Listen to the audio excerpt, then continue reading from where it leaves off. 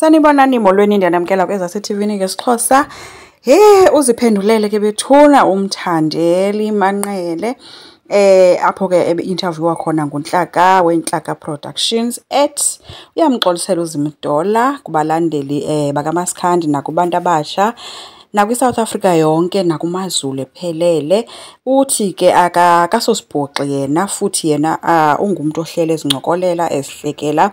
Uthi into nayo abantu ababhizi nokungcolisa igama lakho baye benze izinto ezizokucaphukisa. Yena ke ungulomuntu kwathi ke babemenza izinto then besephakanyelwa ngumoya. Uthi ke ixesha elininzi bayenza lento engekayi kwi-stage uyoperforma. Uthi esiya kwi-stage abesele engulomuntu ucaphukayo nomsindo kube sekufika abantu ke ngobathi ke ingxaki yakhe butywala kanti no ayibotywala. Uthi ke futhi akamzondi bethuna uZimdollar nokuthi yena uyasazi isinqa asijwayele ebumnyameni ngeke yena asiphaphele phambi kwabantu uzophinda asishaye futhi ebumnyameni. NgesiXhosa kuthetha ukuthi ke uyazazi insula aziqhele ebumnyameni ngeke ke yena kade aziphaphele ebumnyameni. Uzaphinde futhi akwazi ukuthini uyozibetha ebumnyameni insula. Isinqa ke ngesizulu simpundu ngesiXhosa. So ke ufoneliwe ke Lukhozi FM kusenziwa le interview mayelana nentetha yakhe ke le ukuthi uyasazi isinqa asijwayele ebumnyameni futhi ngeke azasiphaphele phambi kwabantu. Uba abethetha ukuthina ngalonto ikhona ke i-recording yakhona uKhosini FM. Cela siyimamele nansi yalandela. Enkosi ngicela siqhubeke subscribe like singakhomenta futhi bye. Abantu abadala ake kukhulume naye uDuyaza siyakubingelela emsakazweni uKhosi FM. Yebo njani.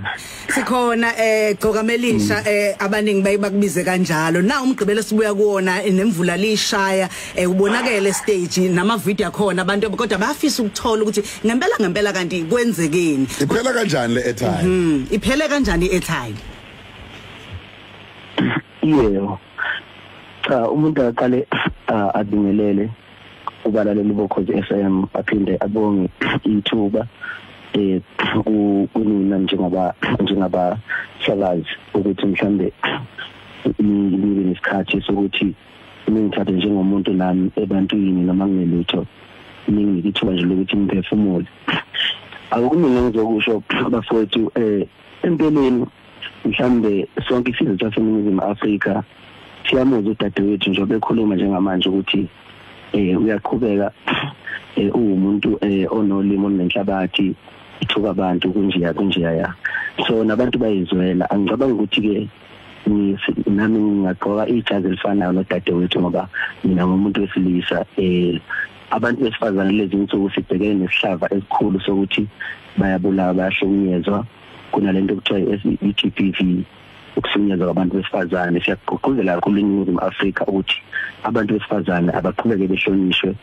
Uzokhumbula ukuthi bengifake imvunulo estage njengoba ngifake imvunulo estage bengimele futhi ngamanye amazwi ngirepresenta uZulu ngoba imvunulo yaziwa koShaka noDingani noSenza ngakhona futhi ezinye inhlanga thina namanye nezinye izizwe ziyahlonipha njengabantu abangamaZulu. Size sithathe nezithembu sidume njengabantu abanothando nabantu abakhothanyelwa ngabantu besifazane nabahloniphana nabantu besifazane nabantu abanothando nabayihlonipha kakhulu. Ngicabanga ukuthi lesikhathi usisi ekhipha amagama wakhiphile akhomba okungangihloniphi njengeciko eselinamava eMzansi lokho kubadidile noma kuphoxela uZulu. Ngicela ukuxolisa kakhulu kubantu bakwaZulu. Ngicela futhi ukuthi kokusiza mhlawumbe ayikhona ngoba ngenze ukuthi khona ingcindezi anayo ba-understand nje ukuthi sinenkinga siphuma emakhaya ngafani. Kuyenze ukuthola ukuthi umuntu unenkinga mhlawumbe emshadweni wakhe noma nje kwezothando kugcine mhlawumbe lokho kuqapakela ngasemsebenzini wakhe. Ngicela ukuthi bangixolele kakhulu udadewethu kuZimdollar ngiyamhlonipha kakhulu. Odabeni lokuthi mhlambe nibe late angifikanga ngesikhathi ngicela ukuxolisa kakhulu lapho ngiyenzile ingizamo yokuthi ngixhumane nethimba elixhumana nabo ngoba empeleni akazi bexhumane nami bengaxhumani nami bebexhumana nomphoyithu uMasondo ngaba late ngo30 minutes lokho kwenza ukuthi mangifika ngo7:30 kade befanele ngidlale ngo7 nginga ukuthi bengisuke eGoli indiza idelay nezulu netha bafowethu manje ke mafambe emgaqweni kunamathizithiza akwenza ube late noma ngabe yipi event abantu bakujwayele lokho nanokuthi into ejwayelekile lento kuba late ngoba ngeke ngitshele nje ukuthi njengoba silalele akekho nje umuntu wakaba late esikoleni mhlazana late waxoshwa uthi somkhulu umetric wakhe awuqedanga ngenxa nje ukuthi wakaba late ngosuku olulodwa ngoba akuyonto ejwayelekile ukuthi ngibe late bekuyiphutha eliqalayo khona futhi kuyiphutha elijwayelekile like lenzeke kodwa beqala ukuthi libe nesigameko lapha eThekwini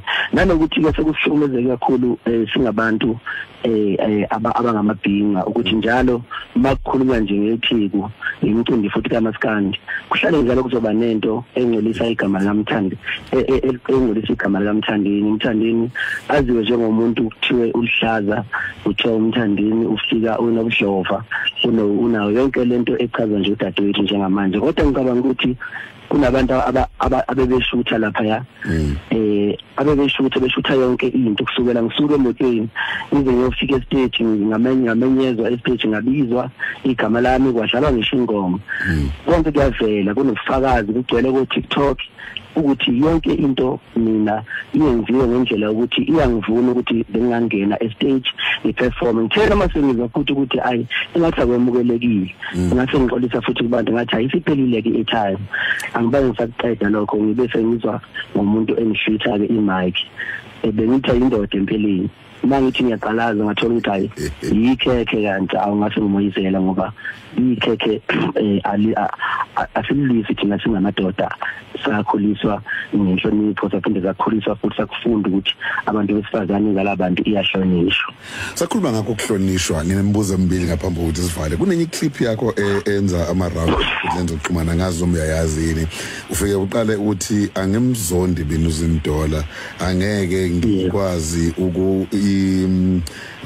angazi utheni wasuthi isiphu ngifaka umsindo lapho ngoba kunangane eyilalele engisaze ebumnyameni uyayazi leyo clip ungasho ukuthi ikusho ukuthini yebo kuba kwenzeka lapho Lundi ngoba ngibe umuntu obhizi usukwini izolo kwaqhamuka nabantu abazinkatheli laba bama TV abebe khona futhi lapha baba nokumbuza ukuphosa imibuzo ejivenities ngumuntu oyiciko ke kwesinye isikhathi izinto ngeke ngibe ngokuciko ngokuhlonipha ulimi lwami kungenzeka uthola ukuthi mhlambe lokho kushoyo kungokunicikoza nje mhlambe bengicikoza ngakho ukukhanyisela abantu ukuthi ngempela udadewethu abangamthathi personally abazame nje ukuthi bagwinye kushisa lokho udadewethu ayikhona iqhubeka impilo yephambili. Wena ukwazi ngisho ebumnyameni lokho bukusho